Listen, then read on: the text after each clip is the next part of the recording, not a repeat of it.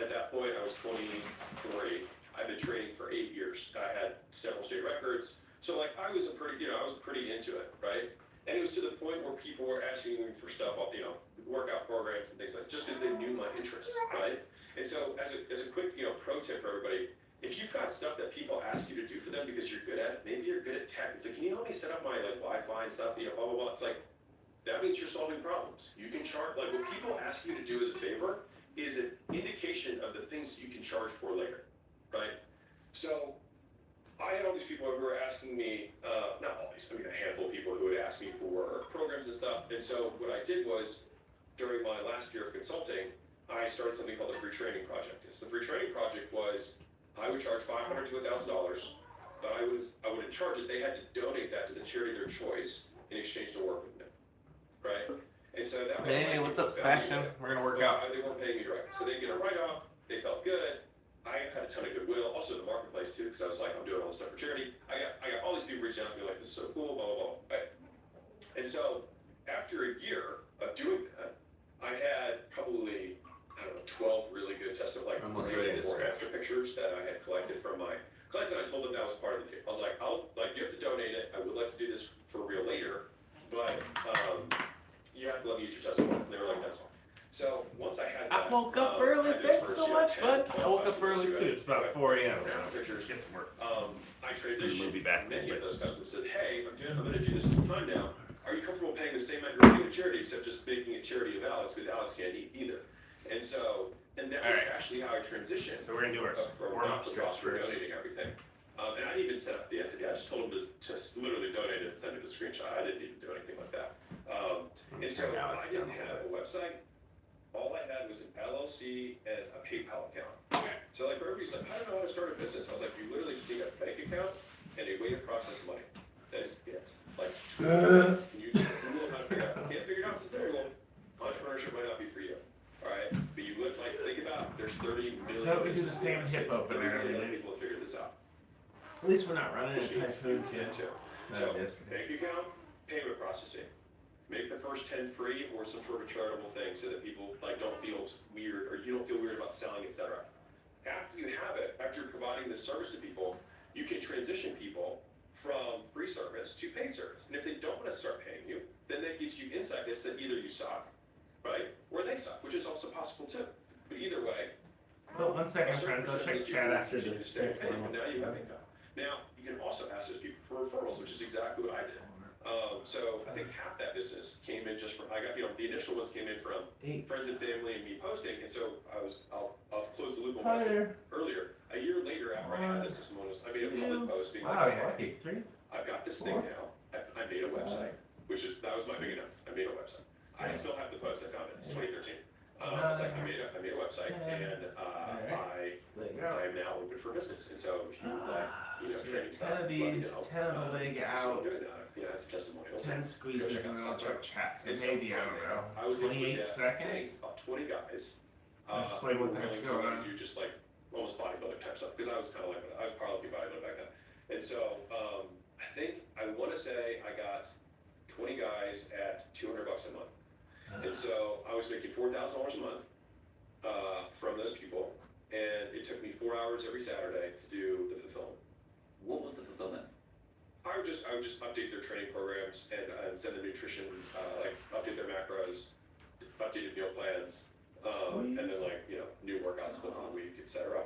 And then everyone had my cell phone, and I would just text them the new stuff, and if they had any questions, they could hit me up. It was a very simple business. And so that's what I did. It was just one-on-one, online, and it only took me 4 hours on Saturday morning. And to show you what kind of person I am, I hated it. Even though I loved fitness, I hated having to do something, the same thing every day, like on the delivery side. So I ended up having the genius idea of saying, I need to own a gym because then I'll be a business owner. I'm really just self-employed right now. Let's check chat. And so that's what got me started, rather than probably doing a wiser decision, saying, okay, this could cost you $4. Pause these friends. So hey y'all, welcome. Oh, it's Crazy Maisie. It's been a while since I've seen you. How are you doing, friend? And Sonny. I wish the best of luck for you. Thank you so much, friend. I hope you're doing well. I am. Life is crazy. You do that exercise too? Fantastic. If you're done exercising, could you let me see the bridge? I'm not at the bridge, dude. I'm at my house. The bridge is so far away. I have to run miles to get to that bridge. But welcome to Gym Crush and DadBod. So DadBod makes fitness accessible to your average Joe, folks who are heavier set, have pre-existing health conditions or injuries. For me, I have 2 compressed discs in my lower spinal cord. And I called it Gym Crush because I've found that I really enjoy listening to like entrepreneurial podcasts or YouTube videos while I work out, and rather than feeling pressured to talk and entertain you the whole time, while I'm also just trying to lift heavy things that I don't like, I let that play in the background between reps, and then I talk when I take notes, and it's a lot of fun. Oh, I'm doing well. Yeah, it's been a while. Appreciate you dropping by, friend. We're getting ready to move for a 13th time. So we moved 12 times to get to Japan. We did that with 3 kids. Now we're moving a 13th time to stay in Japan, and that'll be with 4 kids. So let me stretch the other side, and then I will check chat. Enjoy listening to Ali Adba, I always forget how to say his last name, and Alex Pozormi. They're both entrepreneurs, YouTube folk, and I'm starting a startup, so I need to learn things. 4 hours a week, you're making 4 grand a month. Maybe you should have said this before, 40 hours a week. But doing more of it to me felt like a horrible idea, so I didn't want to do it more. How did you jump from that to, therefore I should probably own a gym? Oh, I don't I'm know. also watching Baby Aki. It was not, yeah, it was not an intelligent one. I always thought I was going to own a gym. That was not always. I had done so here's the 3 things that I was deciding between for my business. I was deciding between a test prep company, It's because okay, I Aki. was Just chill really out. interested. It'll be fine. And I had a process for how I did it. I had a yogurt business idea because I was a big froyo guy. Yeah, I was like, I'm an avid consumer of this shit. Yeah, I feel like I know, and I hate it. There's so many things I do that I thought sore today from I the should know run. a lot about the yogurt business now. Oh no. And I was good at fitness. So those are the 3 things that I felt like I could do for anybody who's listening. Like those are the 3 that I was picking between. The yogurt business cost $250 grand to start off. I didn't have that money, so I couldn't do that one. I had saved about 50 or 60 grand. I can't remember, 50 or 60. I was 23. And then the test prep business, I actually did a ton of work on. And I was going to partner with a professor from my university to do it with me. And so I set up all of the initial materials. Yeah, thanks for the likes, friend. And based on a miscommunication, I'll just put it that way, he ended up either taking the materials and using them without me to start a business consulting thing. Either way, it became clear that what I thought was happening versus what he thought was happening were not the same thing. And that left a very sour taste in my mouth. Test prep, I do think it was the smarter business I probably should have done. And so all that was left was fitness. And so fitness, I was like, I already know that. People already want me to help them with it, so I'll just start that. And so the gym was what I would say was like the legit business. I didn't think that the online thing was legit. Remember, this is 10 years ago. So like it wasn't. No one even thought it was. That was a concept of legitimate business. You know what I mean? So I was really early days on it. And so from there I had 40 gym owners to see if I could just basically apprentice for them, just work for free. One guy hit me back. He had a mastermind. I joined his mastermind for $10,000, even though I didn't have a gym. And I said, "Are you sure that it makes sense for me to join?" He's like, "Oh yeah, sure." And it did actually make sense for me because then I could learn from all the mistakes I was making before I started. So I was like, "Okay, let's chit chat." And so I learned all the stuff that I could from that mastermind and from him. He ended up signing me as an employee. Yeah, it was actually not bad. Pause that. Let's see. Wish you well. Let me go all the way back. Wish you well in all your future endeavors. I have to go. See you, Crazy Maisie. Thanks for being here. Hey, what time is it in Japan? It's 5:12 a.m. in the Philippines. It's about 6:12 in Japan. Spicy salmon. Oh, friends from the UK. So nice. We have inchworms, which I hate, so let me turn them back on. Right. So, the test prep thing is interesting. I didn't know that part of the story. So my first business that went well was also a test prep business. I still have the evident document from 2012 where I was like, Oops, I wrong want way. to make some money. What am I good at? And what could I possibly do? And it was like test prep and web design. I was like, cool, let me make a test prep course thing and let me advertise it on my website, because back then it was hard to make websites look pretty. And that's what ended up making the money initially. On the gym front, so it seems to me like there's 2 leaps there. Thing number 1 is I want to do this thing, like I start a gym maybe, and therefore I'm going to just work for free. I want to go on this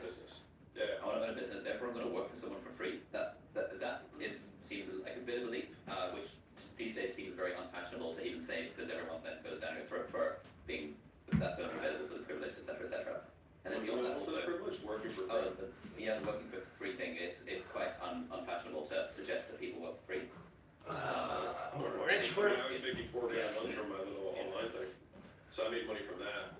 Now I offered to work for free, but he quickly was like, I don't feel good about it, I'll just pay it. And so he paid me. He paid me like minimum wage, but I mean, I think I made like, I don't know, $2,800 a month, whatever it was. I don't even remember what it was, because I made more from the 4 hours a week on Saturday than I did from that. But again, the point wasn't to earn it, you know what I mean? It was to learn. And I had saved up 50 grand.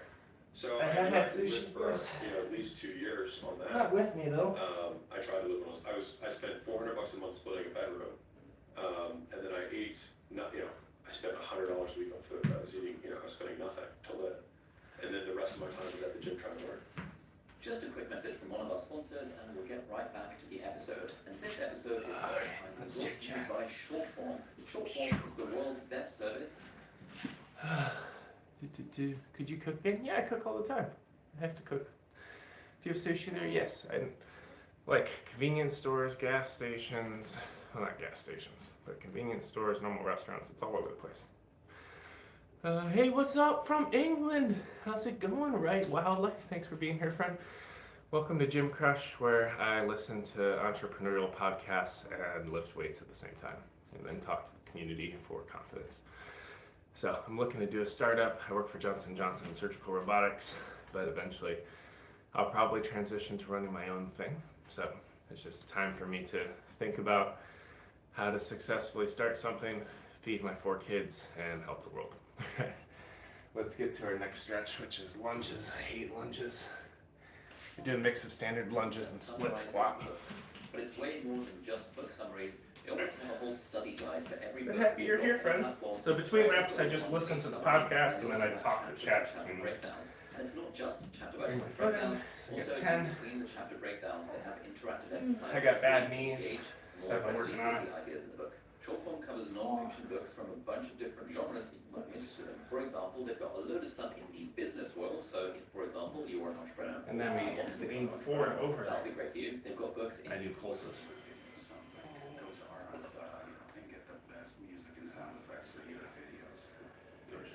Oh, it's hard. Bulletproof the knee. This is my crunchy knee on the left side. Tuck the core, drag it down, and we're happy.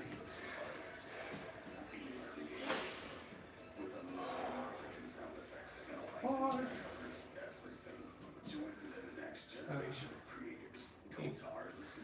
Nine. And then over toe.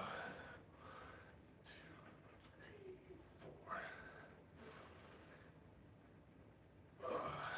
Collaboration is key for team I got success. lateral lunges and we'll check chat. You can easily manage your team's tasks and timelines in one I need to pay for Using these our Supreme. Gantt chart feature, you can map out your team's tasks and set dependencies to ensure everyone is on the same page. Adjust timelines, change These are sore. colors, and add more tasks as your project progresses. Linkup's Gantt chart We had a feature makes terrible project project. management a breeze. So you Well, can I mean, focus on what we really PR'd, matters, collaborating with your team to but achieve feel your it today. goals. Say goodbye to multiple apps and hello to seamless team collaboration with QuickUp. Get started today. 7. Welcome to my basement in Tokyo. 8. motivation, they've got books in education, they've got books in lifestyle and communication. Basically, any genre of like non-fiction, personal development, self-helpy stuff that will help you level up your life. It's all there on Shortform. Shortform publishes new book guides and I've liked the video and we'll sub. Hey, thanks so much, friend. Appreciate it. Happy you're here. Hopefully the lives and other short form and long form pieces of content bring you joy. Hey, I want you to cook again. Yeah, Sebastian, ask anything you like. And next we have the OGs on. Why are you kind? That's a very good question. Let me think about it. I'm not dodging it. Let me think about it. I'll do one set of stretch on the side and then I'll answer. articles every week. Right. If you're a subscriber, you get to vote on what book they cover next. And in fact, Why are you through that kind? system, I have voted for various books. For example, one book I've recently rediscovered Hi, is Akio. On Writing Well by William Zinster. Now, this is a book I actually read absolutely ages ago. And I read it and I thought, oh wow, this is really, really good. And I'd actually forgotten I'd read it until I saw actually covered on short form. And so I went on the app on my phone. I usually go on short form when I'm on the toilet if I'm feeling particularly productive. And I saw, oh my god, they've got on writing well on here. So I revisited the key ideas, which I immediately applied to the articles and to the book that I'm writing. Anyway, if any of that sounds up your street and you would like to sign up to the world's best service that summarizes books, then head over to shortform.com/deep dive, and that will give you a completely free 5-day trial, and you can try out the service to your heart's content. That link will also be in the video description and in the show notes. Thank you so much, Shortform, for sponsoring this episode. The thing that's always struck me about you, like when I we have the windmill, so the bottom hand touches me. Stuff, and whereas to me, like at every stage of the journey, I know people who are at that point who have gone the other way and decided, you know what, I couldn't possibly leave my 40k a year job, even though I'm living with my parents and I don't have any kids or anything. I couldn't possibly leave that and take a pay cut because that would be bad, and you're supposed to make more money as you grow older rather than less. And Yeah. did you kind of get that from? I guess the sorts of people you see these days are mostly the sort of 3 to 10 million plus, rather than the people that just struggling to get started. But I imagine most of the people that follow you tend to be in the beginner camp. 80%. So I wonder if you can. How do you know that? We have a survey on our site. Oh yeah. That's Yes, 88% of people want to start a business. At least that follow me. So I wonder if you could Let's take check more of this chat. idea of like. And then I'll do the other side. I think that's a good model, and this idea of paying down ignorance. Okay, let's see. Alright, why are you crying? Is that your baby crying? Not crying. He's kind of kicking his feet, cooing a little bit. Love you. Thanks, Chris. So happy to connect, friend. Who the fuck is this? Nice to meet you, Luke. Let me provide context. First, there's a question I have to answer from Sebastian. So why am I kind? It just kind of, I've experienced lack of kindness in my life. On the internet, people are like so quick to swipe and cancel and move from one person to another to throw shade and comments, stuff like that. And I, like a lot of times on my videos, not all of them, on the long form stuff, I'll start off with like, hey friend, or a lot of times in comments it'll be like, hey friend, because I think being quick to friendship as opposed to quick to hostility is honestly what the world needs. So that's where it comes from. It probably comes from my faith context a little as well. We don't have to unpack all of that right now, but overall just trying to, extend peace and love across a wide range of folks. There is something called scroll. Interesting. But what this is, my friend Luke, I do all kinds of content creation. aFamilyFrenzy is the main brand, so welcome to the frenzy of my world as I learn how to raise 4 kids in Japan. We moved 12 times over the course of 1 year to get to Japan. I work for Johnson & Johnson on surgical robotics, and we're preparing to move today a 13th time to stay in Japan, which is pretty wild.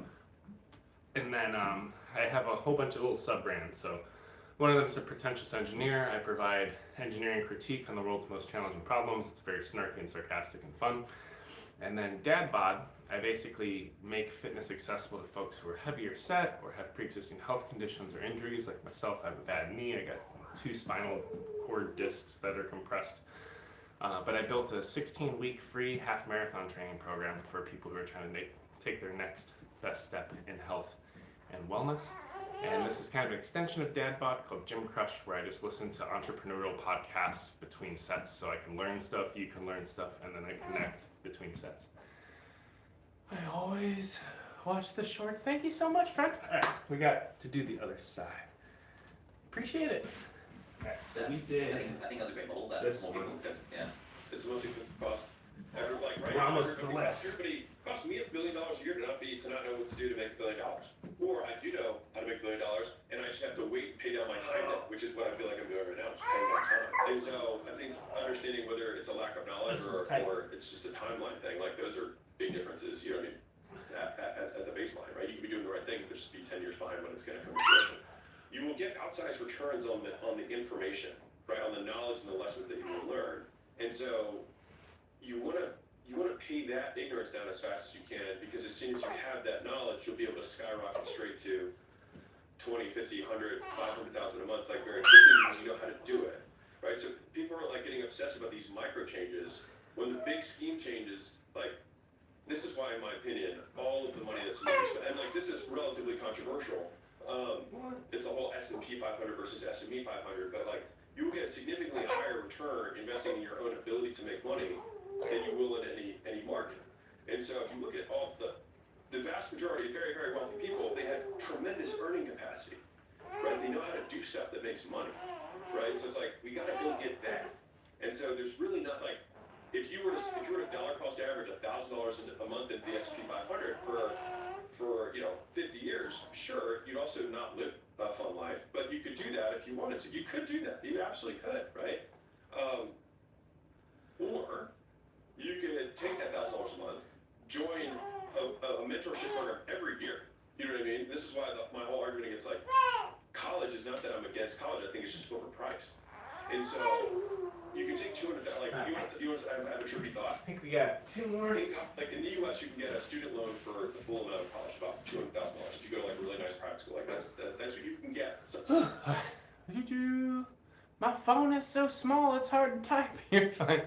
I can't do a house tour right now because I'm working out. And I'm kind of taking care of Akio. He's kicking his legs, but he's happy-ish. He'll probably need a bottle in a bit. Daughter, Akari's upstairs. She's sick on the couch watching Octonauts. I gave her medicine. Emiko's probably going to wake up soon. Kyle's sleeping the longest. Eventually there'll be a pitter-patter down the stairs to make breakfast. And then at that point the live will end. So the goal is to lift as much as I can before anyone reaches a level of distraught. He's not distraught yet. I know the difference between I want attention and I need milk. And he's not at the I need point. Alright, so let me do my last stretch. It's okay. No, you're good. Alright. Sometimes they go $200,000 and you don't have debt payments for like a very long time. Here's the crazy thought. You could take that $200,000, you could buy a fucking rental property that makes you $4,000 a month. And then you would literally exit the system before you even got into it. With the money that they're giving you to become a worker, which is just bad. And you don't even have to pay down the debt service for the real estate. A buddy of mine did this. He's a PhD student. He got grants to go to school. He still took out the student loans, and he finished his PhD with 20 homes and $10,000 a month of income from doors that he didn't even have debt service on because it was student loans. Crazy, just as a fun side note. Yeah. So, but I won't even get into that one. But if we just think, okay, I'm paying $2,000 a month if I'm working for. Not working from go to school for $25,000 a year. It's $100,000 for 4 years, whatever.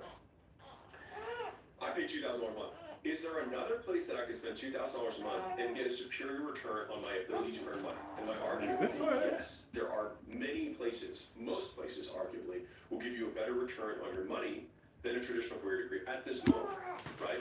And so you take the $2,000 a month, you go and you buy a 6-month mastermind on after this we'll be ready to actually lift things on selling. You buy a 6-month yes, I will use the thing dumbbells on next. making courses, whatever. Maybe it takes you 18 months. Well, you're still 2.5 years ahead of the other guys.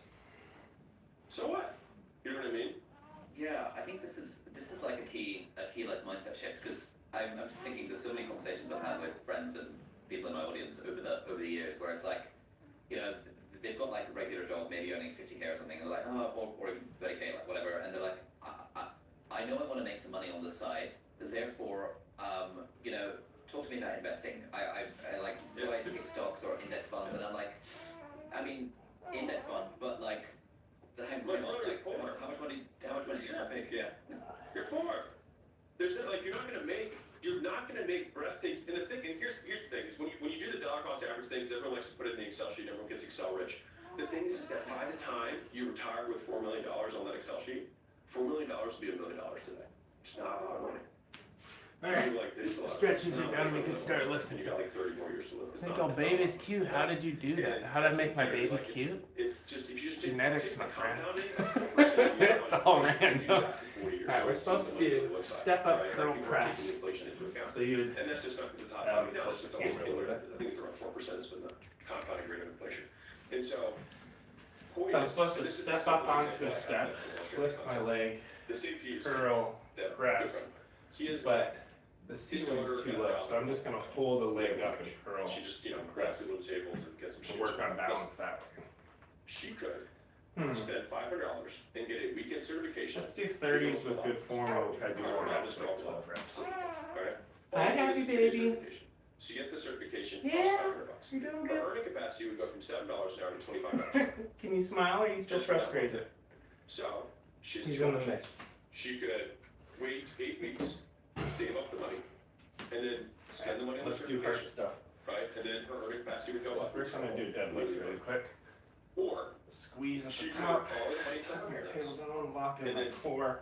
do it that weekend, She gonna use my pay the hair money right back the here. next week from the earnings that she had, and then be 7 weeks Stand ahead of her Lean other path, Curl. right? Press. Or Everything She could save up slow. the $500 and put it in the S&P 500 and make $2.50 a year.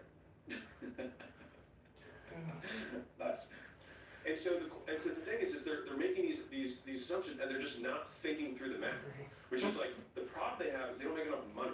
They have an income problem. They don't have an investing problem. And the nice thing is that if you're poor right now, it means you have learned how to live on less, which is a good habit. So keep living on not a lot. But then this is where I don't understand people because like my plan B for like if the gym didn't work, because you have to like for me it's always risk mitigation. So plan B was if I didn't want to do the entrepreneurship thing after that, I'd have a good story for business school. So that was one path, which they love having people try stuff out. The other path Okay, was, so and that's this is 8. probably the real path. As soon as I started, I knew I wasn't going to go back. Let's do the other side. Was that I would Back. strip at night and I would drive over. And so if I drove over during the day, I could make, Exciting. I knew if I drove all day, if I drove 12 hours a day, I could make like 80, 90 grand a year. If I just did that. And then at night, in 4 or 5 hours, I could probably pull another 150 in. And so I could make 250,000 a year Balance on just this leg's hard. stripping and driving Uber, maybe even more. Now, once I got the first level of skills, once I learned how to sell, I realized that my base level opportunity rose. Because then I was like, I can just sell cars and make 400,000 a year. Keep my clothes on. Right? I could sell cars. And then I wouldn't have to strip. So that became my new baseline. Now, once I knew how to market and sell, then my new baseline became which became my intermediary model between when I owned my chain of gyms and when I started doing gym launches, when I flew out and would do the turnkey sales system. Because I didn't know how to market and how to sell. And so what I did was, I would just run ads. I would spend the money on the ads. I would get the leads. I would work the leads. I'd sell the leads. And I kept all the cash. So, and I'm making it on my own. No employees. I make $100 grand. You need Like, a bottle or you good? I mean, I could work 14 hours a day, but that's all I did. If I did that for a month, I would You're make so $100. fussy. And so that became my new baseline, right? Of how much I could make on my own. And so like my It seems baseline has okay. continued to rise as my skill set has It's grown. not the story. And so I could go down Chat. that trajectory, but basically, Chat and notes. go back to the girl. For a second, I see you're busy. You see my baby. Okay. It's so heavy. No, it's just 30s. I will do it with you. Awesome, Andrew. Appreciate you, friend. Yeah. Grab some weights. Enjoy your step-up curl presses. That's awesome. Find a weight that's good for you. I'm going to do 2 sets. I was originally going to do 2 sets of 12, but the instability is tough, so I'm targeting 8 with 30s, 30 pounds. Taking care of the baby. He's half okay. He's just going to be making some noise. We'll pick up, feed, and engage as necessary. And then if you're ever interested in like training with me on your own time, like when it's optimal for you to work out, there is a link in the bio for the DadBod half marathon training program. If you follow it, there's a little survey. If you fill it out, then I can add you to a Google class. It's got 16 weeks worth of workouts for free, including long distance running. It's all on YouTube. It's all there for you. If you do that, they'll let me know because I don't get a notification if people fill out the form. I'm still working on automating that. Okay, so we did 30s. We did 8 reps.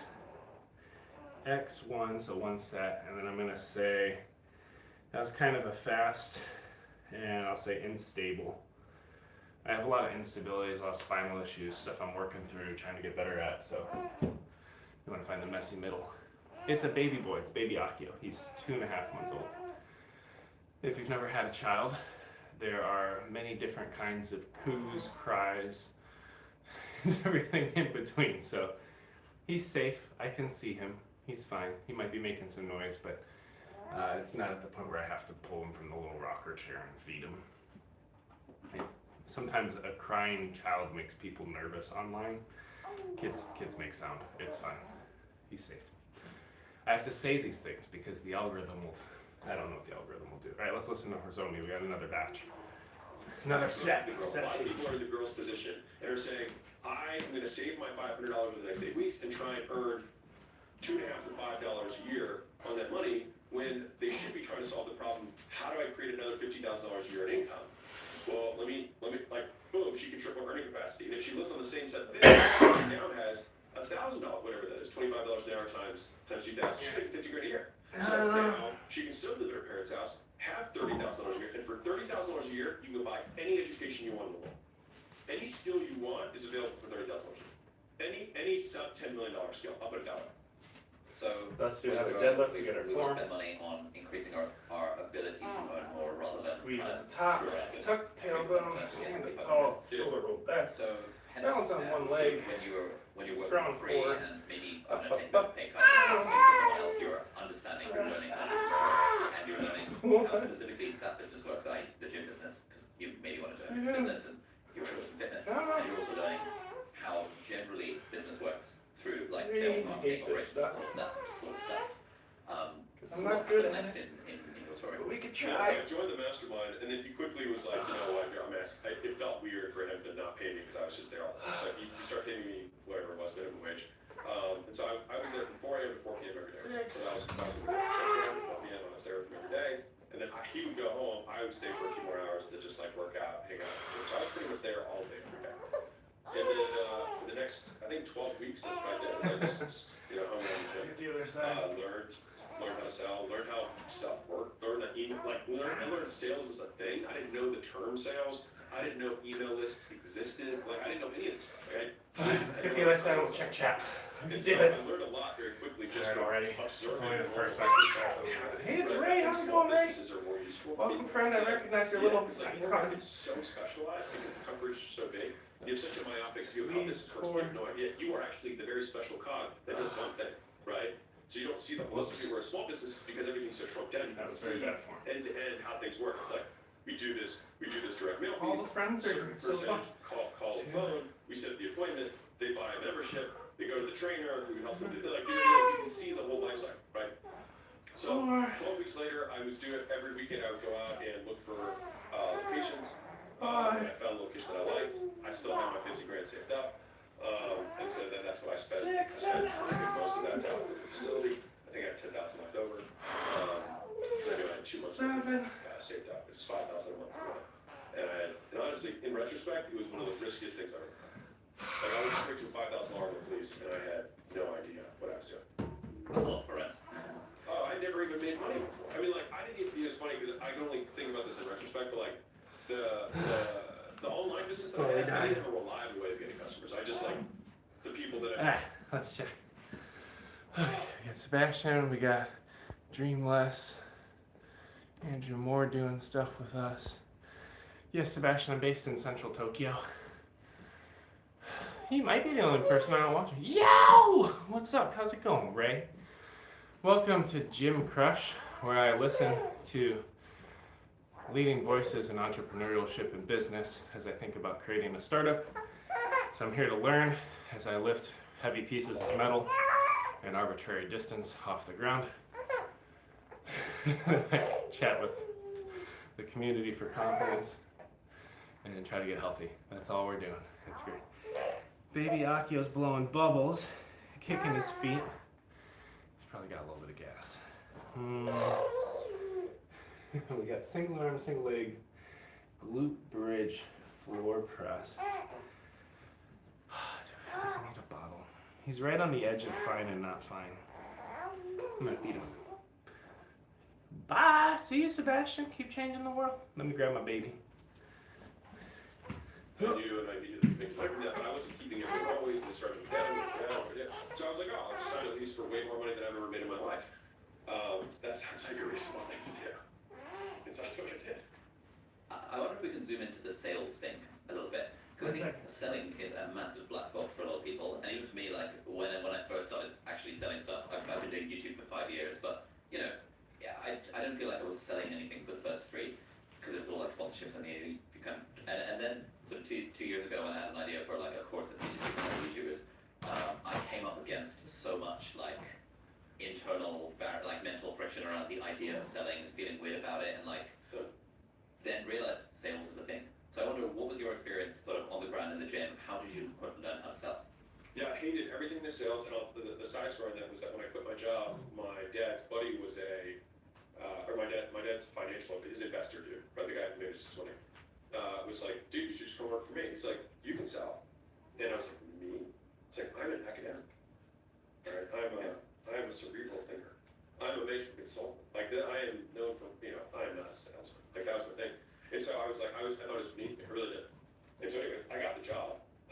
I did the interviews, got the job, and I ultimately, like, they told me what it was, and it was like, here's the phone, here's names, bang. And I was like, oh, I don't need that. So then I started my gym, and I realized that I had to pay $5,000 a month, and then it was like the first day, and I was like, oh fuck, how do I get people to give me money? I was like, oh, You're sleepy. sales. And so it was, Okay. it was a forcing How old is so she? I This isn't had he. gone to It's a, Akio. weekend workout He that's is like from almost May 3 months, to the other time. give or take. Good buddy. To go learn how to run Facebook ads. It's 2013. So I learned how to run Facebook ads in that weekend. You gonna be grumpy? And I Is this not what you ran want? Facebook ads for my gym.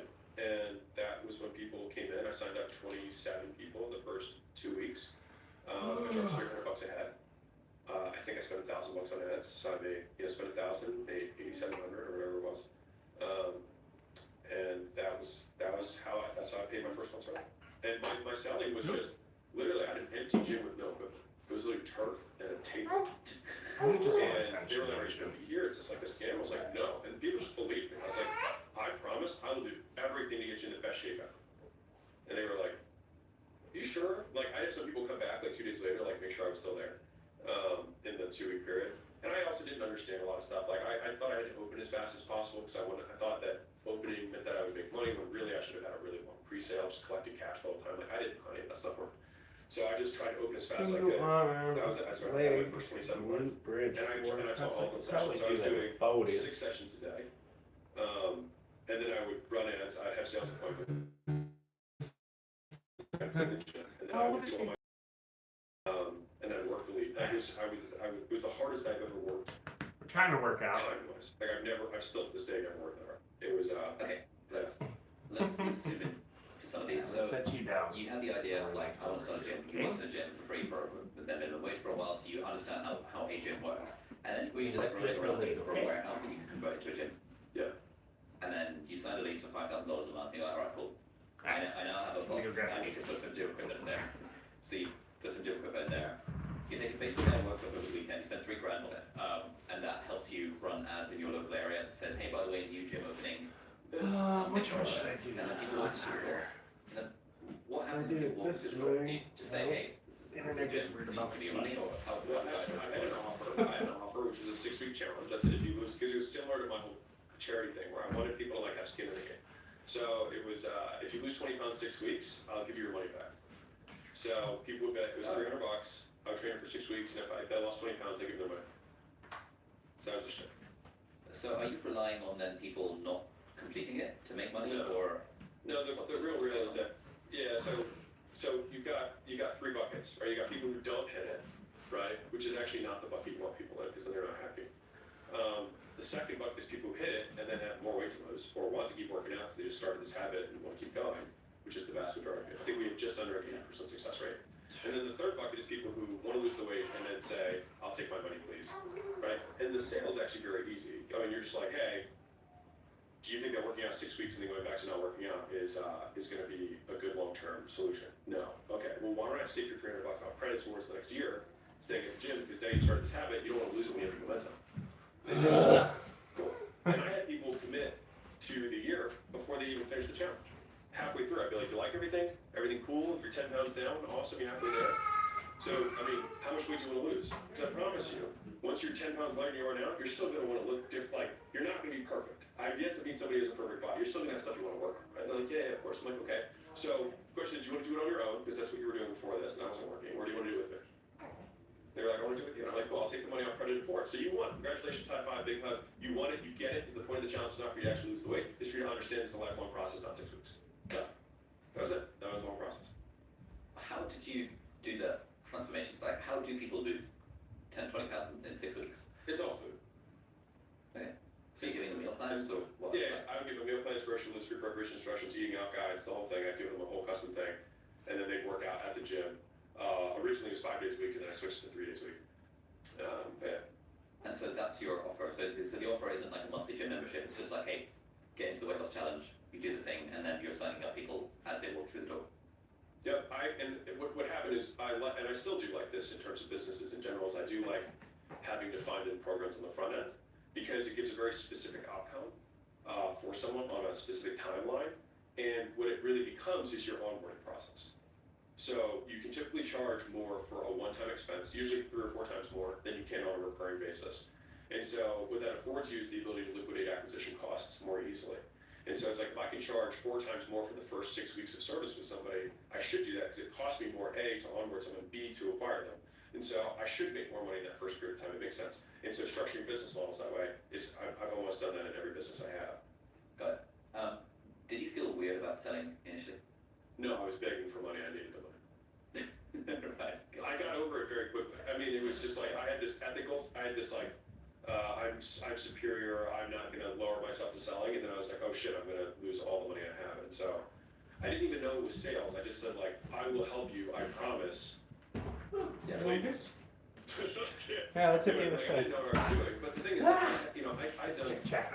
4,000 sales consults. I feel so bad for you. Why? No one is watching. 1 in 10 are only watching. Hey, it's not about how many people are here. It's the quality of the conversation. Over time, the algorithm will pick things up. It just takes consistency. Okay, bye. Good luck. Keep pushing. Maybe I will join you jogging. Yeah, that'd be awesome, Ray. Appreciate your friend. All right. Sorry, I had to get the girls some toast. That was the request. Is Daddy, I need toast. Now, let's do that thing on the other side. Hopefully you learned something from Hormozi while I was gone. These good people. Before I ever consumed a piece of sales training. So like a lot of the stuff, I learned most of the things I've learned through just doing it. And just on this note, so you paid $3,000 for a Facebook ads weekend workshop-y type thing. These days, so we're sort of almost 10 years on from that, do you think there's value in people paying for something like that, or can everything just be learned on YouTube and there's no point in paying for a thing? Yeah, I think things can be learned on YouTube. I think what you pay for is speed. So you pay for speed, you pay for troubleshooting, pay for somebody else who's already done it and not fucked up as many times as you're about to get you there faster. Like I remember most of I've paid for tons of one-on-one stuff. So I had a guy who had a course. This is later. This is probably 2-3 years later. I knew enough to make to get ads going. But like I wasn't like a genie at it. I just knew enough to get leads so I could sell. But a few years later, I wanted to get more sophisticated. I wanted to learn how to retarget it and all that stuff. And so I paid a guy with a course. He said, I don't do one-on-one. I only do courses. I don't sell my time. And I was like, it's America. Everyone sells their time. Just tell me what the price is. Went back and forth and finally it was like $7 an hour. And I was like, There's no need for that. And I think I did 8 sessions with him. So it cost me like $5,600. And because I didn't want to just learn how to run ads, I wanted to learn how he would think through running my ads. Yeah. And so the deal was he would get on, and then I would be like, this is all my stuff from last week. This is what I. Why are we getting ads? I need to learn. Teach me something. This is what I'm thinking of doing. Why is it wrong? What would you do? You're good. And then I did all the clicking of the buttons. He would tell me why he would think about things different ways. And so that was why I learned how to do it. Oh, you're fine. I have to go through a course. It took 8 hours, and I learned the skill. Probably by the 6th time, I was like, I'm good, and I just did 2 more to make sure that nothing happened. Yeah. And now you've leveled up your baseline for how much money you can earn by having this. So I spent $5,600. $5,600. If I wanted to go run ads for gyms, if that was all I wanted to do, I could make 10, 20 grand a month easily. If that's all I wanted to do. So like there's you just keep adding to your skill set and stacking on top. Now I also know how to sell there. So you stack those 2 skills together, all of a sudden You're doing great, Akio. skills. Hang in Right? there. So they just keep multiplying and multiplying. Don't give up. Okay, so how old are you at this point when you just start your gym and you signed this $5,000 a month, please? 23. Damn. Sounds crazy. Okay. Yeah. And so you said that was the riskiest thing that you've ever, like, what was going through your mind at the time if you could remember for like, because that's a pretty big decision. Not much, honestly. It was ignorance. Like, it was, I mean, I got lucky, you know what I mean? I got lucky that, I didn't know what I did. I probably would have advised myself to do that now. But I'm fortunate that I, by chance, went to a workshop for It's a good chance you don't want to marketing put workshop. And Facebook ads wasn't even advertised as a thing. They don't even know what they were. They don't even know Facebook ads were a thing yet. And so I showed up, they're like, oh, there's these things you can run on. And I didn't use Facebook. I had one, but I was like active on it. I was like very like productive mindset, like I don't use social media. Like I was very big on that whole thing. But he was like, oh. There you go. Come on, munch, you'll feel better. It was 2 weeks before my gym opened. If I had not He had just needs that, to eat the plan in order to fart. was the guy who I apprenticed under, he just ran Groupons. And that was how we got, so that was my whole plan. I was like, I'll just run a Groupon, and I'll just get people in the gym from that, and I'll convert. That was his whole business model. That was what I was sold on. And then I ran a Groupon too, and I didn't get anybody. No one came in, and I ran the same Groupon. Because I was in the most competitive parts of the California, Huntington Beach, also Orange County. There's 100 fucking gyms that are running Groupons. And so he had a more established business. He'd been doing it for 20 years. Like so when he ran a Groupon, people all bought it. Every month he was getting like 120 people a month coming in for Groupons. So it was free customer acquisition. It was free. He was getting paid to get these people in the door. I didn't have any of that. And so I, by chance, went to a workshop 2 weeks before. And that is, honestly, it's the only reason. I mean, who knows? I probably would have tried to figure out another way, but it would have been tough. You said that quitting your job felt like the riskiest thing. Yeah. What did that feel like? Because at that point you were making like 4K a month off the personal training stuff, weren't you? So why did quitting your job feel particularly risky? But it didn't feel regular. It didn't feel consistent. I was like, this is one time. I don't know how long this is gonna last. You know, like it didn't feel like a regular thing. But it wasn't even that, because that would have been a math decision. Which at the time, it was not a math decision, it was an emotional decision. Which for me was, I'm leaving the path that I spent the last, basically my entire life leading towards, which is management consulting, business school, like the whole thing. Yeah, and then, Is this gonna make you happy, father, baby? same deal. He was like, this is a terrible idea. I strongly disapprove of this. And we didn't talk for a while, you know what I mean? He's like, just throwing it all away. I want to go work out. So that was very tough for me. It was just that. And I mean, at the end of the day, like my final decision came down to, I mean, I gave you the risk things, which is like, I'll have a good story, like blah, blah, blah, blah. But I was not really willing to let that be the story, because I just didn't want him to be right. And so I was just gonna do anything to not make him have that I told you so moment. I was gonna fucking die. I just wasn't gonna do it. And so the final decision came down to a point where I was so miserable at the job that I had, because I really didn't like the job. Like, I was fortunate. I think if I had liked my job, I don't know if I'd even be an entrepreneur. I just really hated the job I was in. And so I disliked the position, whatever, at least in my day-to-day, enough that I said I would either have to die to him or die to myself. And I felt dead inside at the time. And so I was like, I don't want to life living this way. I would rather accept myself and him reject me. Hamstring bridge, we might Reject get myself and disapprove. And that was ultimately the decision that allowed me to do it. Now, I was still a pussy about it, and I drove halfway across the country before I called and told him, because I didn't want him to be able to tell me to come over to convince me that I could come back. Because he did. He was like, come over for lunch, we'll talk about it. Because he would always just like, yeah. So what is it? We'll talk about it over lunch. You know what I mean? Then he would always talk me off the edge, and I was like, no, I'm in Ohio. It's like, I'm going. What are you gonna do? I was like, I'll sell it. He's like, well, you're not gonna sell it. I'm gonna have to do it. I'll figure it out. You know, I was like, I'm going though. I'm not coming back. How's your relationship with your dad today?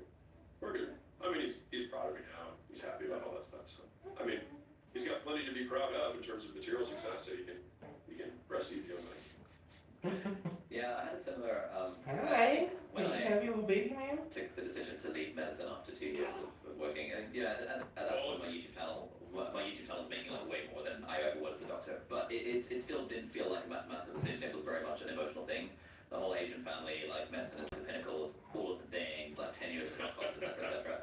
And what it took with me was I was on Lewis Hose's podcast. Yeah, And he told me this story. And he just like sort of talked me out of it. And I was bloody hell, I've never considered it in such stark terms before. And that was what made the decision to be like, You're gonna be my weight, okay? Medicine, at least Baby Akio's gonna help me get strong. Yeah, Alright, let's it's only check for our a notes. Now, let's go back. The thing is, once you have an MD, you can do whatever you want to go back to. Yeah. Okay, so at this point you are sort of in your early 20s, you've got your gym, you're paying 5K a month, and you're getting people coming in through the door to do your 6-week transformation program, and you're upselling them on as the longer term thing after the fact. What happens next in the story? The gym starts being successful, grows by $5,000 a month in the first 7 months, goes up to $35,000 a month. By month 9, I had the whole gym outsourced, so I was just managing it. By month 13, I took the profit from Hamstring bridge is a little second different gym. than a glute bridge. Launched that one profitably. Now this one I learned a lot at that point, so I pre-launched it at full capacity. Did it the right way. Then I opened location 3, 4, and 5, and then using the same concept. Then I went and I felt like I was stagnating. I felt like I didn't know what to do next. I joined an internet mastermind, and they were like, "You're really this good at business. You shouldn't be owning gyms. You should be like teaching people how you fill your gyms up so fast." And so then I transitioned to the turnkey, like I fly out and do the thing, which I make $100 a month on with no employees. So I was like, this is cool. So I did that for So we have our a year. glute And bridge. then there's a series of a Big million series weight. of fortunate events that And happen what we during want to do the is time. kick our feet Which up, is make it a like twice. hamstring. I sell the gyms. I go all in on the new concept. We switched from Hi. doing turnkey system to doing a licensing model, and then that was 2017, and that's when everything just Ooh, took off like a rocket. don't spit on me. What does it like? So let's say someone's listening to this and they're into fitness and they're thinking, you know what? I'd like to own a gym. What does like is it something you'd recommend? Like, can you make any money owning a gym these days? What's the deal with that? You can make money owning a gym if you love. Ooh, You have to love small business ownership, and it has to be about hi. really being in love with the product and the experience. It's just like, you know, we have this kind of thing with a lot of the gyms is once someone understands how to run a seven-figure gym, you now have the skill set to run a $10 million other business.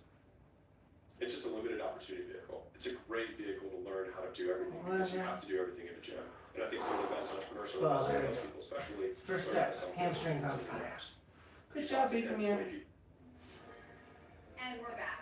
The team is looking down the barrel of Alright, let's do some 455 meeting. flying Supermans. They're gassed, Jim. One, Can they turn it around and make this meeting an email? It's gonna be a tough shot. two, Whoa there. They're getting an assist from Grammarly. Jones is taking the ball and running with it. She's asking Grammarly to write the first draft of an email. What very a dangerous spit bubble. Grammarly is an AI writing partner that helps you make your point. And it's super private, Jill. They've got a strong defense. And watch her finesse skills. She's adjusting the tone beautifully. Take a look at that, Jill. It really sounds like her. No substitution. She's got a clear shot and it's good. They're giving it the full court press now. Ellis, the Cincinnati kid, is using Grammarly to summarize an important doc, and bam! That's a three-pointer! Ellis, he's been seeking redemption ever since he ended that conference call by saying, I love you. 100%. Alright, we got. Look at that passing game there. Thank you. Method is applying and the precision is just Here we incredible. go. When everything is Hamstrings. Grammarly, everything just makes Four. sense. 1, 2, 3, 4, 1, 450. 2. Meeting is still on the clock. Can they beat the buzzer? Bazinga! It's a slam dunk. The meeting's canceled. The real home champion. I have never seen a team move this well, Jim. They've got their eye on the ball and they are making their goals. Ah, 7, 8, 9. Hi, happy baby. 11, 12. There we go. Good work. Good work, baby man. Perfect weight. Ah, very well balanced.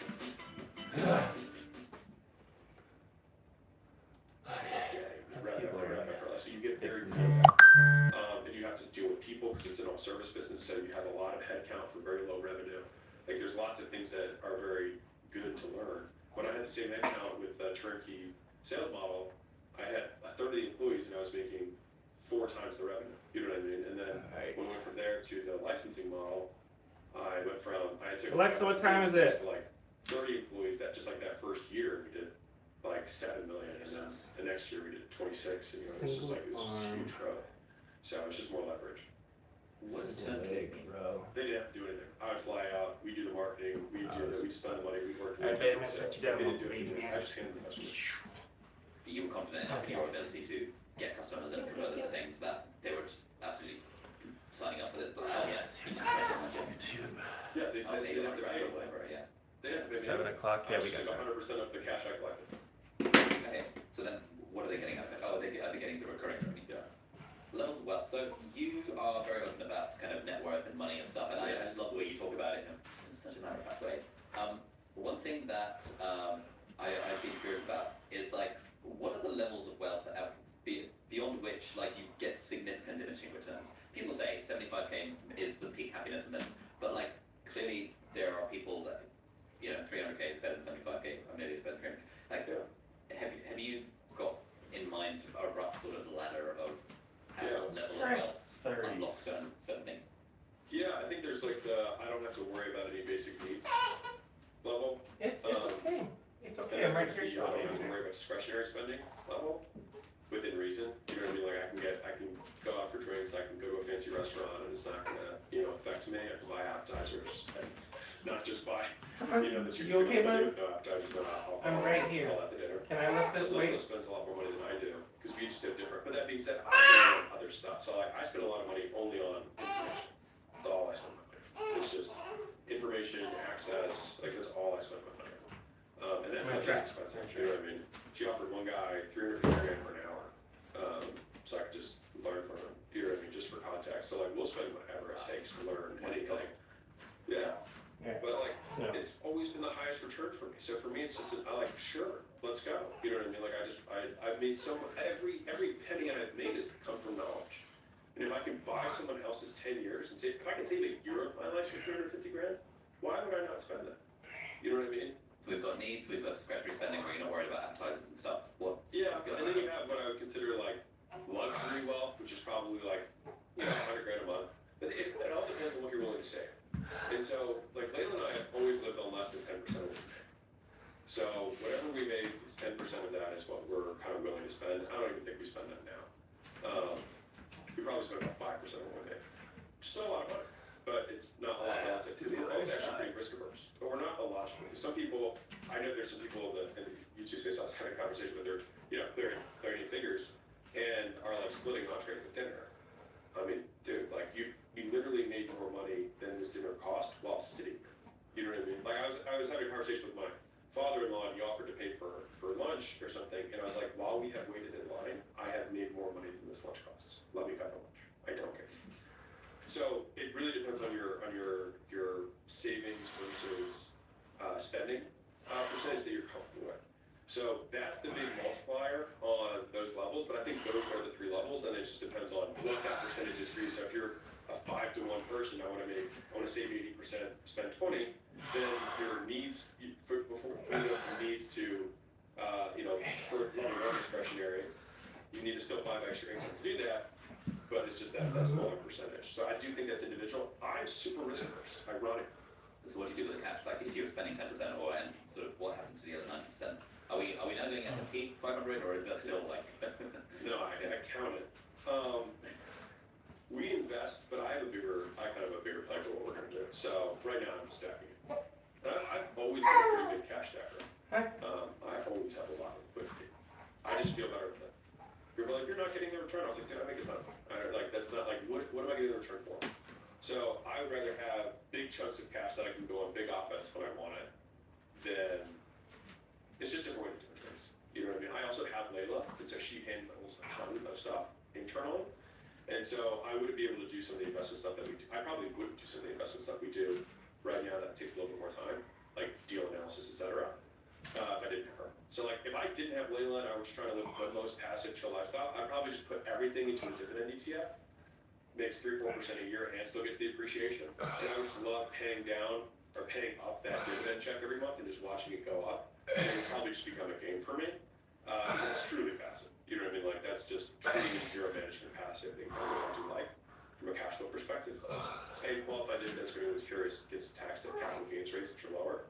So even if you make a ton of money, you're still only paying 20-23% depending where you're at. So for me, I was like, okay, that works. It's still relatively tax efficient. Because the bad side for support is just tons of instabilities. But for me though, I am going to take bigger risks with the wealth I have because it's kind of the next level. Thanks for hanging out, friends. I'm just trying to take care of myself and learn at the same time. What does that look like? Come on. You'll see more stuff from me on the You're good. probably You're fed. in the next You're a happy 12 baby days. man. I'll be probably making really major investments in media. Because here's a fun one which you can appreciate from a YouTube perspective. It cost me like less than $1. Or it cost me $1, whatever. It's around $1 per subscriber per month. Now I'm taking cost which goes across all platforms. It's not really fair. If I even took that whole media team and put it against YouTube, it costs me around $1 a month per subscriber. And I make more than $1 a year per subscriber just in AdSense. So like return, you know what I mean? Like that doesn't mean like where I actually make money, which is my deal flow side.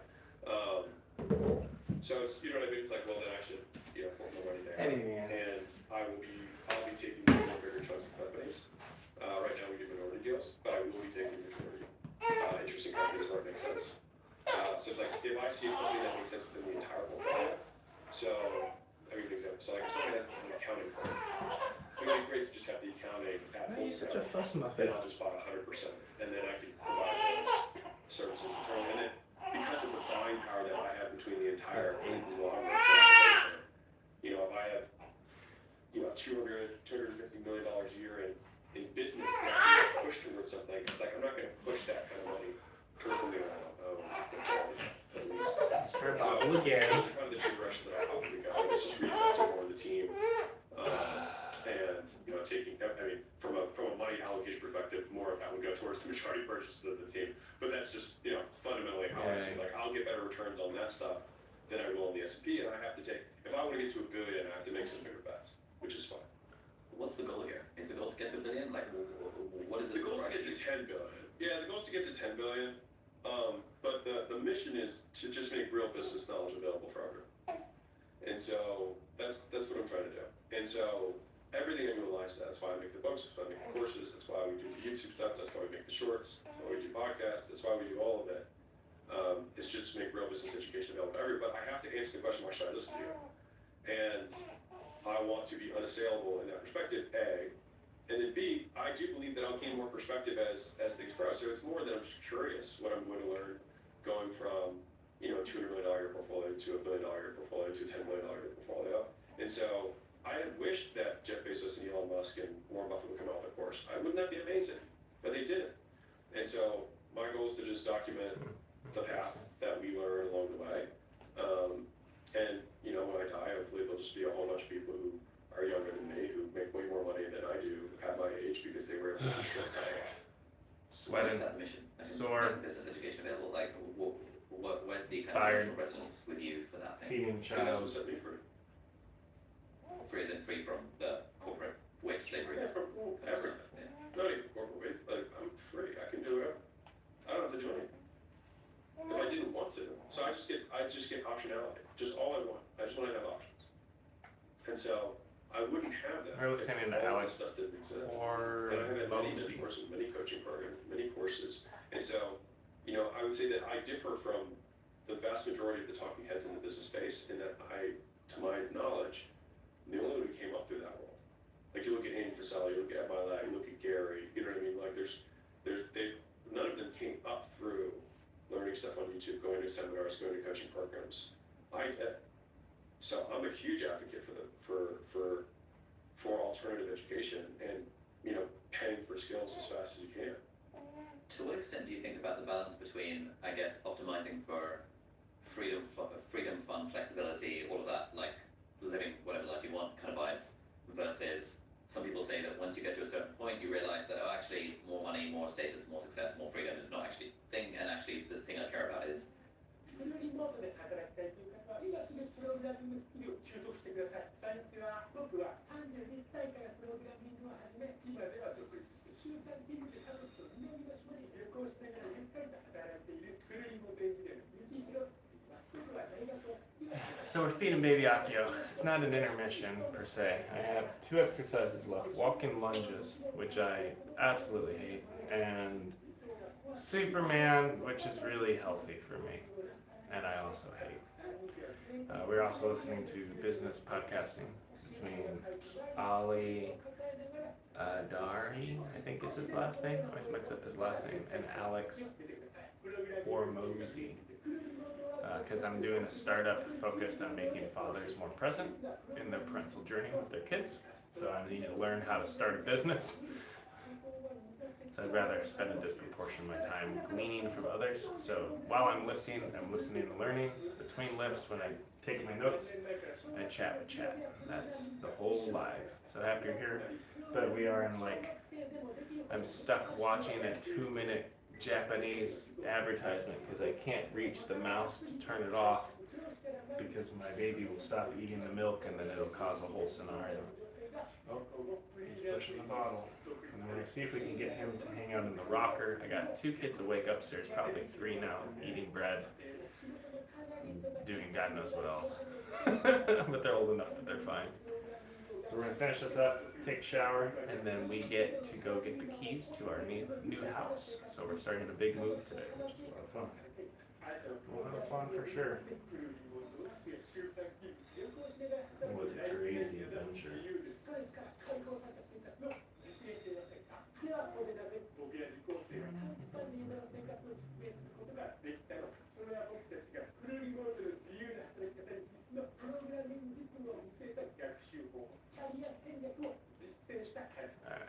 Let's see. Okay, it's about all the milk I got for you, so you're gonna have to hold tight with that. Okay? Is that gonna do it for you? Can we put you in your rocker? Alright, let's pull it out nicely. Let's clean up your little face. Let's say hi. There's baby Akio. Okay, bye, baby Akio.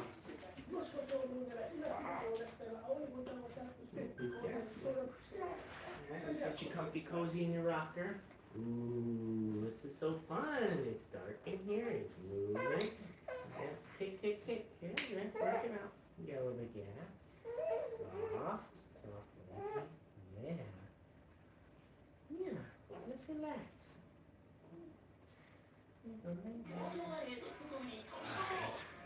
Alright, I'm sneaking. More strawberry. Skip the ads. Let's get to work. We don't want to do this, so we don't want to do it, so let's do it. Like having a family. We have lunches. I'm gonna try to do the walking lunches. Versus having waitness. Do I want to try to do duck I have walks? options. So if I change my mind, I can change my mind. Let's see, what kind of lunges do we want to do? Where I said the thing that lights me up at work Do you want to do weighted? Do you want to go for depth? There's so many terrible and choices. do it. I mean, I spend an inordinate amount of time. Let's just start with normal. Like, I spend so much time on those books and presentations that I make when I give speeches and stuff. Like, every presentation I make up to this point, Yeah, I kind of like the idea of duck walking. and that takes me like 3 days, you know, to make a presentation. So like, if you've seen Last Dance, Michael Jordan, there's this moment where he says that he always has to bring his all because there's some person who spent hard-earned money and it's the only game they're ever going to see, and he wants to bring his best. And so that's how I see it. You know what I mean? Like, there's people who will never, you know, they spent real money to be there. And it's like they're hoping that they can get one thing from this thing that's going to change their life. And I want to honor them. What is like a day in the life? So now we're in. I mean, I can share this. That's good. That's good. It's I work on my own stuff until most days. So usually 5 to 1 is Alex time to do whatever. It's just from 5 a.m. yeah. PM.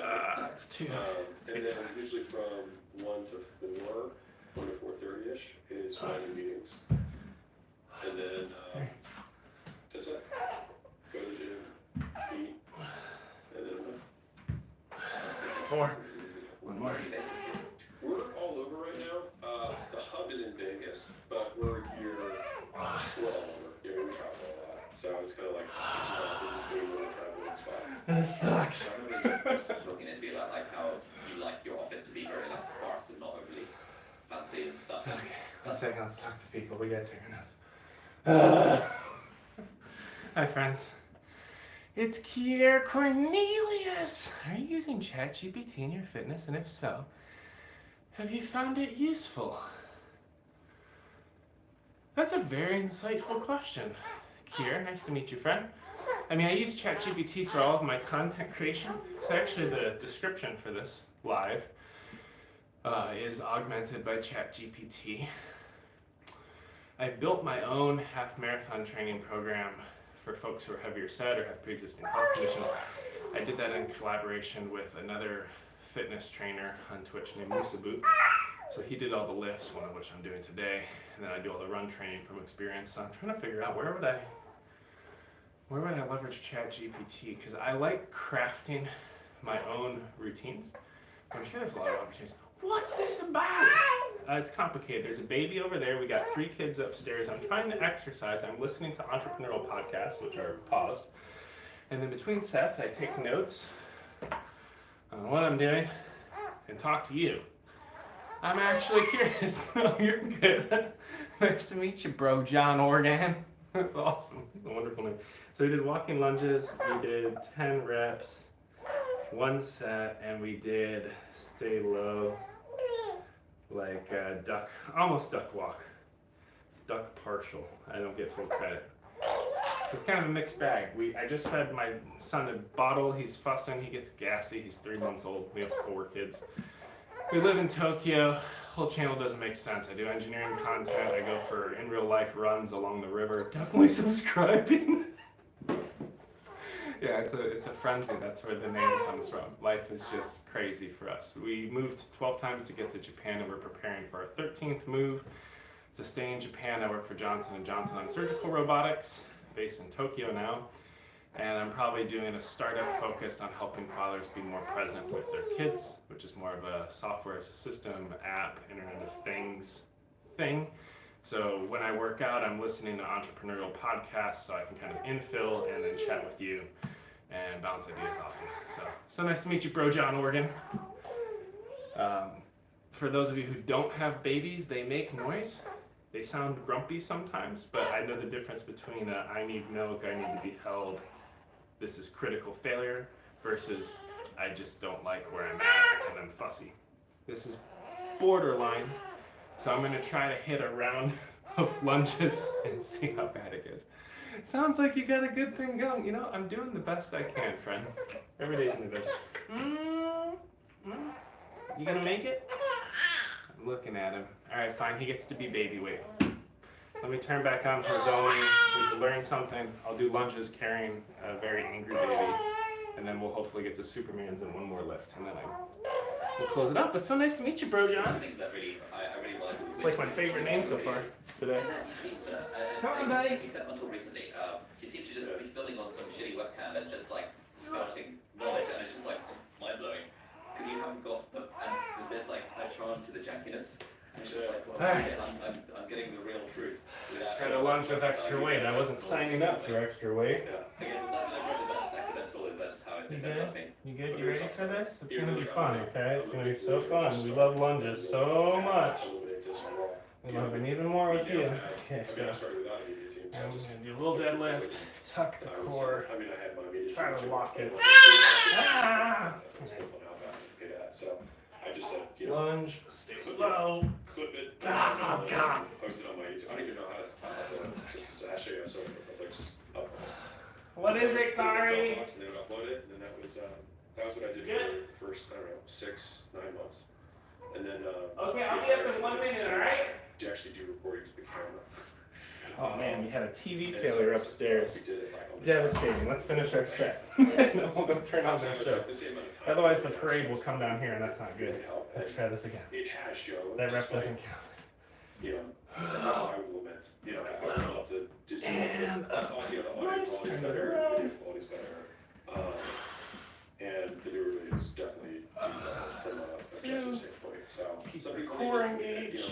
Can't focus as long. I got all kinds of knee and back injuries, so this is just a hoot. Happening. 3. And so we can now, again, the whole point is to make it available to everybody. So that means that people who don't have the attention span of database. How's the form? Is it alright? So I'm just doing my best to, I'm just not gonna bitch and moan about Alright, so that's 5. So we're gonna do the same thing leading with the other one. I can't cover anything in 60 seconds. I'm like, there's a hell of a lot you can cover in 60 seconds, 100%. So, you know what I mean? Like, I'm just not one to complain about what it is what it is. And so I will do my best to match, you know, providing value to the context that people are consuming. It seems like you're spending like $500,000 a month on content. Is that No, fair? no, 3. no, I think we're spending about $100,000 a month. Oh, okay. It makes it $1 per subscriber per month is what it's costing you. Yeah, per year. I make $1 per year. Oh, per year. Oh, okay, cool. I was thinking like per month. Oh shit, that's a lot. Yeah. No, my channel is, I think, Oh, God. right now, it's 42,000. Alright, let me check. And That is Layla also uses 17, I think hers makes 6 Ah, or 7. something far like that. worse. So that's Okay, just be that. quiet. And Too then much we'll- podcast. we'll grab people on top of that, which I count as kind of the same thing. Hi, friends. Lots of cool chattery going on. Okay. Let me read what you said, then we'll take notes. Oh, good God. definitely subscribing. Nice to meet you. Thanks for complimenting your name. It's a great name. I worked very hard on the name. Excellent. That's fantastic. Like here, Cornelius, our ChatGPT friend. I think. Okay, so I have a 9-month-old son. Fantastic, so I get it. I've just started testing things with ChatGPT 4.0. 4.0 is great. It's a huge jump up. Like all my descriptions, they're just like more optimized for SEO. Like I love playing around with chatbots. Trying to figure out how to integrate it into my life and improve my own life. Okay. I'm thinking how to use it to track my progress in a more automated way, like a personal trainer. Love it. That's a really good idea. What you're doing is very inspiring and amazing. How well you're multitasking right now. Well, yes, there's different debates on whether people can actually multitask or not versus just switching quickly between different tasks. Because it's like, get upstairs, engage, get back here. I think the hard part, or where you could perceive that you're actually multitasking well, is when you could hop between things quickly, but still like keep the long term, this is what needs to be accomplished, and not fall off the wagon. I think people who are perceived as not being able to multitask actually just hit a bump in the road and then they never get back. That's my wife. She has ADHD. Appreciate people who try to better themselves through working out. People who work out for themselves and not for others are the best kind of people. Thank you, John. Appreciate it. I live in Finland. We have some other friends from Finland. There's someone on Twitch. I haven't live streamed on Twitch in a while because we hit monetization in YouTube. So I've been trying to see if this whole content creation could be like viable financially because I've put 4 years into it. I've made around 1,600 videos. I've live streamed for like tens of thousands of hours. And I'm making $1.68 per video for my short form. So we're on our way. But we had a friend from Twitch who's one of our first subscribers named Zebra on Skis. He's also from Finland. Good people. What's it like to live in a foreign country? Well, I mean, every country is foreign from your own, right? And I think one of the big things you learn is just things you take for granted or things you've been socialized to believe are normative aren't necessarily right. It doesn't mean that the context you're living into is right about everything. Designs are different. Like the simplest frustration I have, and it's super silly, and that's why I like it, because it helps you navigate the big, hard, real things when you could at least pinpoint what you're experiencing in something simple. And by the way, hello, Miguel. Thanks for being here. I know you said hi twice, so I gotta catch up. Hi. Is egg cartons. Egg cartons in Japan are very different than in the US. I'm from Chicago originally. And in the US, your cartons typically have a latch so you can open them and close them, get however many eggs you need, and then you shut it. In Japan, most fridges are outfitted with a little plastic rail that perfectly holds 10 eggs instead of 12. And when you buy your eggs from the store, you open your container, you put them in the fridge thing, and you throw the container away. Most people only buy the eggs they need for the day. You go shopping every day on your way home from the subway. People don't have huge fridges, they don't store a lot of food. The US is like the buy in bulk kind of mentality. And in Japan, because of that, in order to be more sustainable, their cartons are made out of like reusable plastic. And it's just one plastic shell that's printed like this for eggs and openness. They put the eggs in, they close it, they put a little tear seal on it. You tear the seal off, the carton springs back to its original shape. You load your eggs. You can't close the carton unless you put something on top of it. So when I first started buying eggs, I would drop them all the time because the cartons wouldn't close and they're flimsy. Because for me, I got 4 kids. I go through a carton and a half of eggs a day. I eat like 5 in the morning. And it's just one of those beautiful examples where like I would immediately get frustrated with that design, but it's a beautiful reminder that like eggs aren't designed with me in mind in Japan. They meet the needs of most average Japanese households with small fridges, small families. They meet the sustainability needs. And they're not designed to be able to relatch and be convenient for me because you only need to buy 1 pack a day. So it's helpful though, because when you run into big hard things with how decisions are made and alignment in the workplace and all this other messy stuff, I can remember egg cartons, and it just helps me decenter my perspective that the US way is right, for instance. Now, I don't believe that. I think the U.S. is wrong in a lot of ways compared to Japan. But Japan's also wrong in certain ways. And when you live in the tension between the two worlds, I think that's what you navigate as you move into a foreign space. Always lived in the U.S. Louisiana. Nice. I've been down in New Orleans. New Orleans? No, I forgot how to say that with the right accent. I'm from Chicago, so those words are hard. So once you start to add the drawl, I can't even do it. Although sometimes when I read kids' books, a little bit of southern accent comes out. I don't know, it makes it feel more folksy.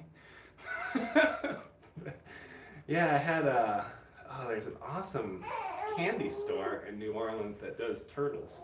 My dad used to order them from there after we visited. You said it right, in New Orleans. It's like one of my favorite Disney movies is Princess and the Frog. And I can't seem to get my kids to like it. They don't appreciate it because they've never been there the same way. Like, why is everybody talking so different? It's the way it is. All right, we have Supermans. I can't do that holding him, so we're gonna put him down. He's gonna be a fuss bucket. I'm gonna see if I can put him. Do you want to be a Superman? Do you need some tummy time? Maybe we'll try that. So let me turn back on Hormozi so I can learn. And we'll Alexa, are you there? Did I ever plug her in? I don't know if I ever plugged her in. Crap. 1 second. I need a timer. That's the problem. Give me 1 second.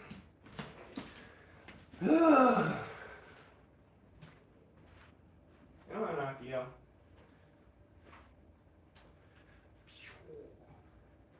You are so grumpy today.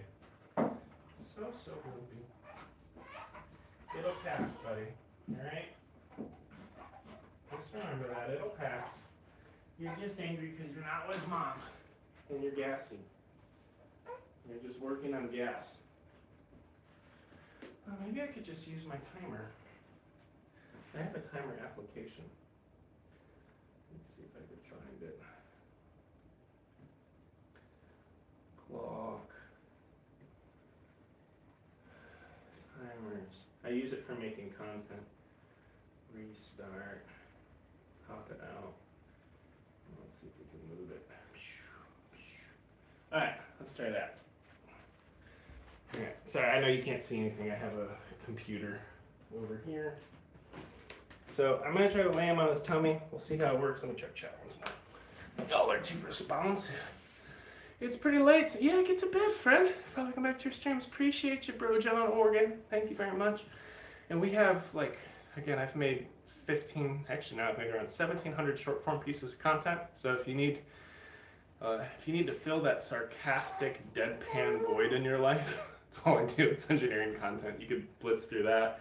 I have a podcast, which is actually half helpful, called One-on-One with the Pretentious Engineer. That's also on YouTube. And then we're starting a series moving to Japan, where I'm bringing people into the logistical aspects of our adventure. So I'm going to try to turn the podcast on, start a timer. Edits for life. How's it going, bud? I'm assuming you do edits. That's awesome. We are working out, kind of. So I'm about to do Superman. I'm going to put little man next to me and he's going to cry. Who gave? This has happened with 2 of our kids. We have 4. By the way, people are like, support his head. He's got really good head strength. He had a full head of hair when he was born, and then he rubbed it all off, so he just has like a bald patch and whatever that is. So no haircut, just smoke it. Right, we're going to do a fussy Superman. He needs tummy pressure. Here we go. 3, 2, 1. Lay down. All right, come leave me, buddy. We got this. A little bit less that I'm making, which kind of further reinforces the point. See how you do. So that's what we're saying. Only Yep, shake up your head. You can do it. So what does Is this going to work? Yeah, it's not. No, it's not going to work. I still use Twitter. So Sometimes tummy time helps. And so I would do it here. We have Just a want to work out. podcast vendor, a LinkedIn vendor, YouTube vendor, Yeah, I have to pass them back. Shorts/TikTok/Reels vendor. And by vendor you mean Just like needs to give up. a company that okay. Well, we have Oh my goodness. Go find the best person who's already doing this at a high level, pay them to get them to do it. Be clear that your intention is to take it in-house over the long haul. Start to with them, hire somebody to be the interface interface between those two, who has the skill set. And then eventually get to the point where you double your quality because you do half from the vendor, half from the in-house person. When the in-house person beats the vendor, you fire the vendor. And so, what does it look like to work with like an agency on the YouTube side? Are they telling you that, hey Alex, we need to do a video with this title and this thumbnail, go talk? Or like, what does that look like? So my team does, so because I have an in-house team too, so they'll send me, like I could show you a document, but it's like the next film session, they have like 8 ideas for videos. I'll just pick the 3 that I'm feeling. And so they'll have like headline idea, talking points that they've grabbed from my other videos and shorts that they've kind of combined together into one video. And I use that as a loose outline for what I'm going to talk about. It has to be minimum. This is one of the things that my team gets. Is like, it has to be minimal on my side because I'm still doing other stuff. You know what I mean? So that's the big thing. And so is part of the overall mission of making business knowledge accessible to everyone, is part of that like you getting as big as possible on all the social platforms as quickly as possible with as much content as possible, like the Gary Vee model? Yeah, Probably. 100%. Nice. We're still not even like we're barely scratching what I would consider to be phase 1 of that, but we're on just phase 1. It's there. What are the next few phases? We're just getting platforms. Then we need to maximize all the platforms, which we're currently not doing. We have to take it all in-house. We have to do that, which we haven't done yet. I'm not running any paid of any kind, which I would add on. I don't have any affiliates or endorsements, which I would add on. I don't have any like, in terms of level of content, I would like to do some more like custom production stuff that's more show-ish than just like, 7 ways to make $1 million without any money. So those are kind of like the direction of where I'd like to go. And it'll take time, and that's fine. Like great things take time. And do you think at all about sort of pitching certain content, like for example, pitching it to a complete beginner who's never even heard of business versus pitching it to someone who here's how to level up your sales, which is a bit more advanced? Like how do you think of that balance? It's a discussion that we actually had internally a lot. So I believe, because our beliefs shape our world, that we can make content that helps both. So $100 million offers, if you go Trying to get them to go to bed. If you sell shitloads of stuff, it will help you. So I do believe that if you, I think there's, if things are packaged and presented properly, like sales to your point, can I make a half step and just call it persuasion? And all of a sudden it's not sales guys, it's sales guys, marketers, and general population that want to influence people. So all of a sudden it becomes a much more open topic. So I'm trying to think about all the, like this is what I'm acting, like this is today, Alex, is what I'm thinking about right now because the brain power you want is not in a bottle, capsule, or magic lamp. Why are we on brain power? Right now. It's about the size of a cat. I think that and you know this better than I do, but this is just my inkling, is that there's a natural ceiling that you start to approach. Now we haven't seen any ceiling at Almost all. out. Like I would imagine that pass there's a the hand ceiling. test yet. No, And we we have get to to be able approach to it, you lift start and to drop kind of it. own, I don't say own, but like take up a big slice of That's brain We might have got him. share of a certain niche, right? game It's over, a little man. way to expand beyond But if that. I flip him upside down right now, he'll still wake up. You know, I've known It's people kind of like from if you flip a sales pancake to too soon. marketing You know, it sales just to gets business everywhere. to, you know what I mean? So they just go, they go bar to bar. That's But fun. I think if you have the depth of knowledge That's what I'm behind you, you can make something wide yet also deep. So that's a belief that I'm choosing right now. Is that we can do Alright, we can make content that is pretty much wide out. and He's got tummy trouble. it's His just hard. GI tract's not perfect, So so that's what sometimes I'm he just needs to be held a certain way to pass If out. you were to start the whole content thing again, like from scratch, Alright, so let me see what if are- I can what lay are it some down things that you might on do the rocker. differently? This one's gonna be tricky, but then I can finish my workout. That's what I would have done. The only thing I could wish for is for things to happen faster. The only thing that would happen faster is if I started earlier. So that's it. But then there's also the caveat of like, I have credibility now that I didn't have 5 years ago. So, I mean, you can make the argument I did. I could probably show a tax return when I was 27 and show $17 million of income. Like, I could show that. I could have done that. Maybe. I don't know. I could have. But like, I honestly don't spend much time thinking about it. I'm content with what we're doing now. We know the plan we have to execute, and so now we're just laying the bricks. Final thing I wanted to ask you about. So I think I've been saying in one of the interviews that you've had 6-pack abs since the age of like 16 or something like that. Good. So let's look at what's happening. No, I've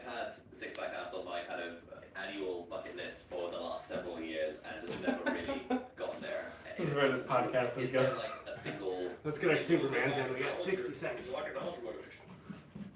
motivation? Okay, well that's a totally different thing. You know what I mean? Like you might also want to be a trillionaire. You might want a lot of things, but like if you don't want enough, it doesn't matter. I think it's just more accepting that you're not going to have extra willing to pay the price. And that's all. What is the price? You look Like, want to. yeah, The price of the six pack. It's not that hard though. That's why I'm like, yeah. everyone who's listening is like, fuck this guy.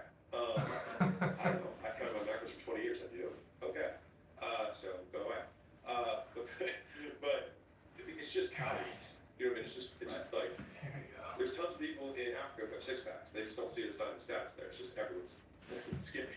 You know what I mean? And so six pack is purely body fat percentage. That's it. It's just body fat percentage. It just means you eat too much. That's all.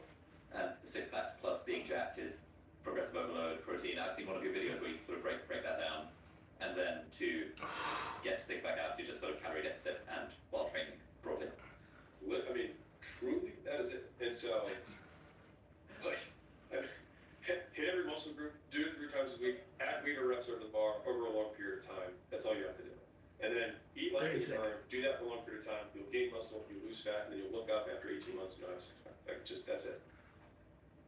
Yeah. When people are signing up to the weight loss programs or like a gym program and stuff, presumably they know this. So like, is it that like a motivation gap, the accountability gap? Like, what is it that is the secret sauce that makes someone lose the Yeah, weight? so to your point even of alternative education in general, when you said, hey, you can learn stuff on YouTube, et cetera, the issue that we're solving for is not that, it's not a knowledge gap. The issue is an accountability gap, is that people don't do stuff. And that is the primary issue with all humans in general. They will not endure short-term discomfort for a long-term change. That is it. You hack that, you hack success. That's all it is. And so it's just, how can I make it more inconvenient for them to not follow than to follow?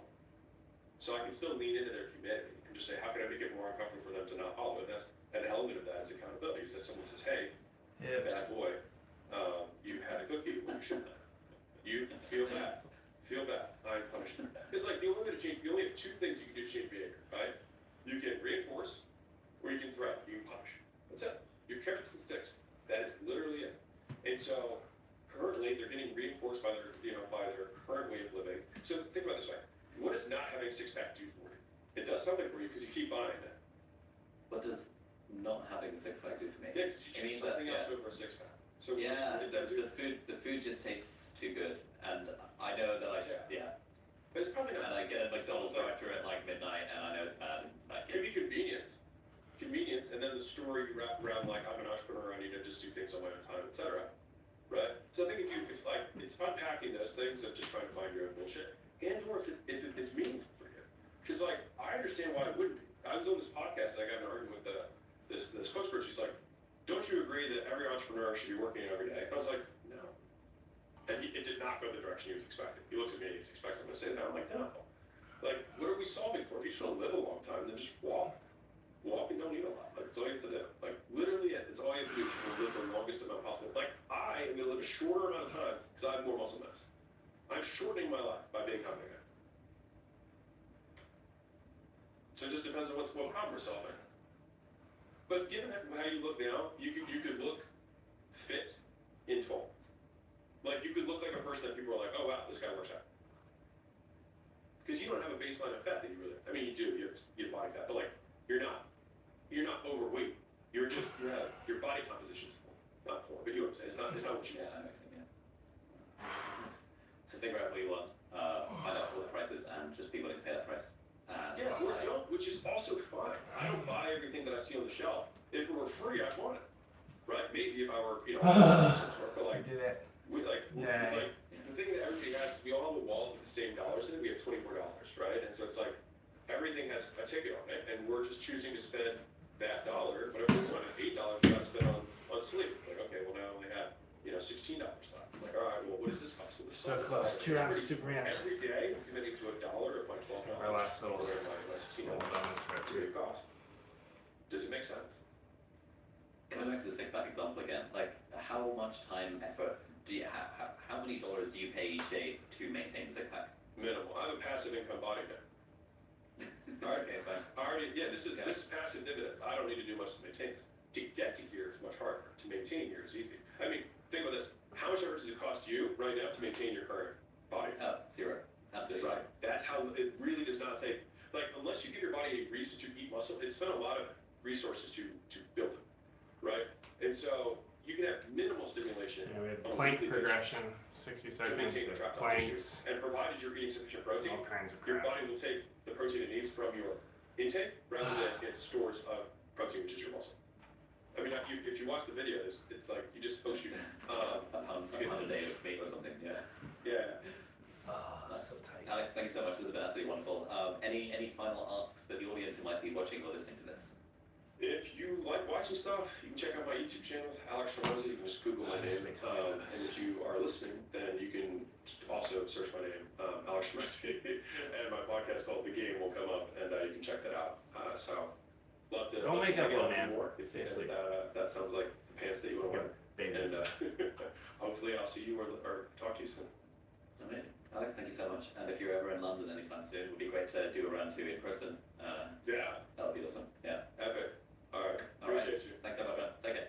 Alright, so that's it for this week's episode of Deep Dive. Thank you so much for watching or listening. All the links and resources that we mentioned in the podcast are going to be linked down in the video description or in the show notes, depending on where you're watching or listening to this. If you're listening to this on a podcast platform, then do please leave us a review on the iTunes store. It really helps other people discover the podcast. Or if you're watching this in full HD or 4K on YouTube, then you can leave a comment down below and ask any questions or any insights or any thoughts about the episode. That would be awesome. And if you enjoyed this episode, you might like to check out this episode here as well, which links in with some of the stuff that we talked about in the Wow, episode. morning So group, thanks for watching. 75 million, that's too much money. Already, and I'll see you next time. Bye.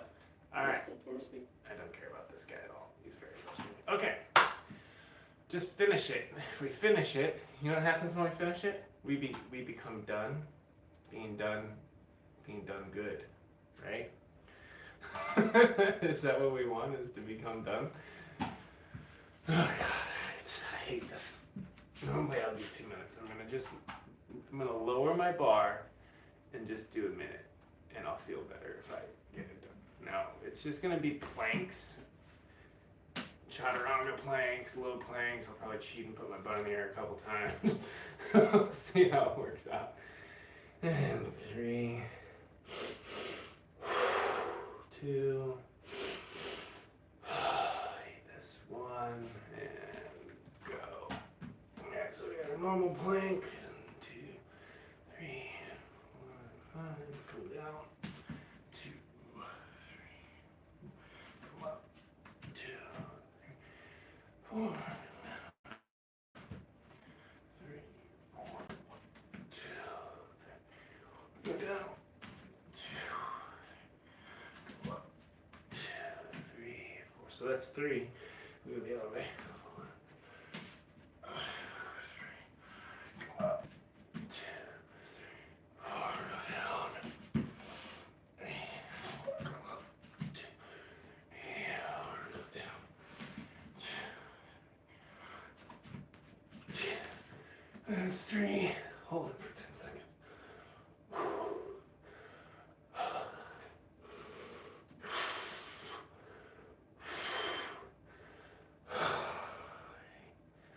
And we did it.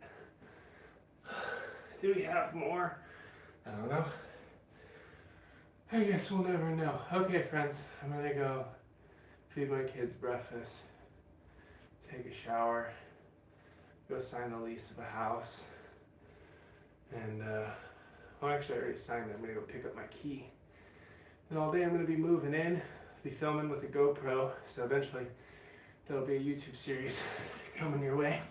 But thanks for being part of Gym Crush, where we listen to really smart entrepreneur people and exercise, trying to make ourselves better. Here, I'm down here.